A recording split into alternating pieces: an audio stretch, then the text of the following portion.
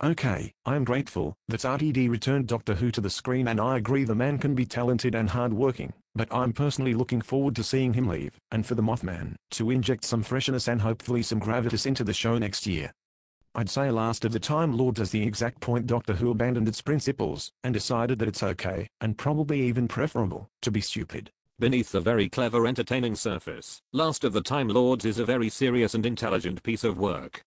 I never cease to be amazed and amused by the fact that so much of the subtlety of that episode sailed right over the heads of some handringers who couldn't see beyond and behind the Master's terrifying display of utter insanity during the I Can't Decide scene, a moment when I realized I was really watching a work of genius effortlessly transcending a mere sci-fi show. Lol. You're joking, aren't you? When Russell moves on, the series will never be the same again, and most likely it will never be as good, as passionate and as loved. Maybe when it exists again as a series of up-themselves fanboy novels read by 2,000 people, you'll be satisfied. Never mind a new producer. Personally, I think it's time Doctor Who found itself some new fans, you know, people who actually like it a bit. But I like lots of the new series. Come 2010, and I look forward with glee to the cries of frustration when Doctor Who returns for season 5 with just the tiniest of stylistic tweaks, and its sensibilities almost identical to those we've enjoyed since 2005. Honestly, don't go expecting major changes, because they are just not on the agenda. The Moth or no the Moth really think I'm looking forward to the banshee squealing of the fans more than I'm looking forward to the episodes. That can't be right, can it? I for one, live in hope that we can see some decent Doctor Who. One is about right there. I and millions upon millions of others adore the new Doctor Who. You don't like it, that's the cross you have to bear. You're the one who's out of step. I'm sorry for you, because you can't revel in the new series for reasons that should worry you deeply, but banging on and on about it in thread after thread doesn't make your point any stronger. It just makes you seem a bit, well, sadder, I suppose. Sometimes you have to let go if something is it's not for you anymore. Curse of Fenric is still available on DVD. Just stop trolling and posting silly bollocks all the time.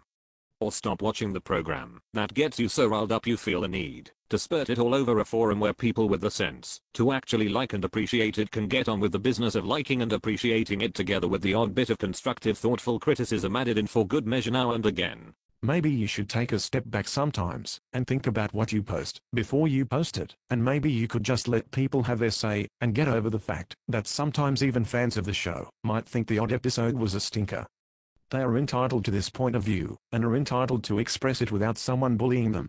I love the way the strange people who hate/dislike the show yet still frequent a forum devoted to discussing it always run and hide behind the I'm entitled to voice my opinion get out of jail free card, shouting down or just plain ignoring the fact that those of us who love the series are just as entitled to voice our opinion that the person slating the show for whatever silly and spurious reason they can come up is talking through their bumhole. And I love the way you and John Blum spend all your time criticizing the people who post here instead of discussing the topic of the thread.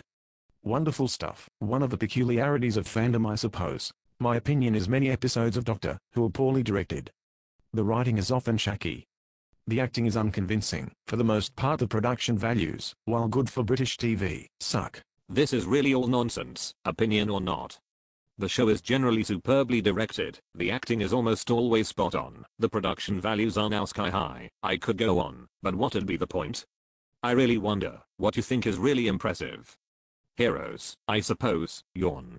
Take Voyage of the Damned, surely has to be the worst Who episode ever? It was dire.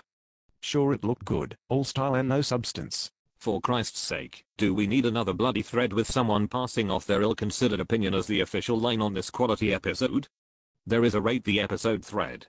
Use it. It wasn't very good. Thanks for your helpful and insightful comments. Your contribution has brought a real color to this thread, and the points you have raised have really made me reevaluate my view on this series. Quell surprise. You can't help yourself, can you? Nope, and why should I? Try posting something a bit more insightful and interesting if you feel the need to post a comment on something, otherwise why waste your time posting it? If all you sensitive fans can't stand criticism of the show, I suggest you all frag off and get a bloody life and stop throwing labels at me just because I am willing to express my opinions. It'd be easier for them and less boring for us if the anti-RTD crowd, all 10 or so of them, just cut and pasted their comments after every episode. I can help them. Farting wheelie bean slash gay agenda slash do sex machina slash RTD must go slash rose again slash TARDIS window slash gay agenda again if they'd like to just repeat this again and again. You know, just like they have for the last 4 years. We'd all know where we are. As opposed to the staunch apologists who are always original with their posts, right?